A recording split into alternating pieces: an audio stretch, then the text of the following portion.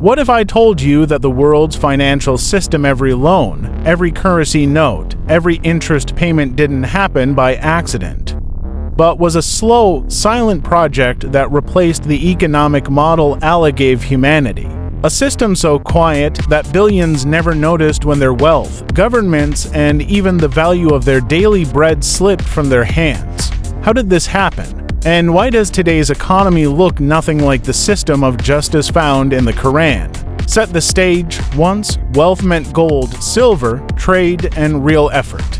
Islamic economics built a world where money couldn't be created from nothing and wealth couldn't grow through riba. But while Muslims followed this model, Western bankers crafted another vision: money should be controlled by them. Slowly, kings and rulers handed over the power to create currency. And that one move changed the direction of the world. Origins: it began in Europe. Banking families discovered the ultimate weapon. Kings needed money for wars. Banks could lend it at interest. Each war increased the debt. Each debt increased the banker's power. Exactly the same injustice Allah warned about.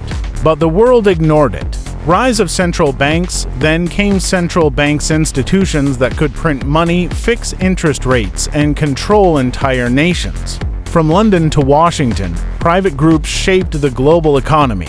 Meanwhile, the Islamic system of zakat, charity, honesty, and real assets was pushed aside. Gold vanished. Paper took over, and value became debt. Breaking point: the final takeover came in the 20th century when the gold standard collapsed. Money became just paper backed not by real value, but by governments drowning in loans. No announcement, no warning, just a silent moment when Allah's economic system was fully replaced. Fallout: today, countries spend more on interest than on their people.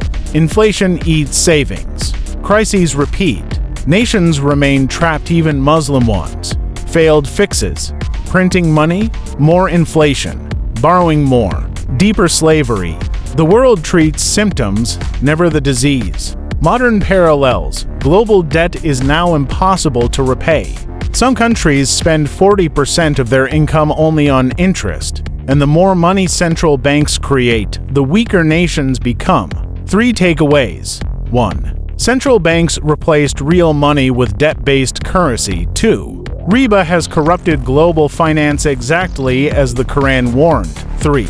The Islamic model of zakat, real assets, and risk-sharing is the only sustainable path. Closing warning: if we continue under this system, our future generations will inherit nothing but debt, inflation, and dependence.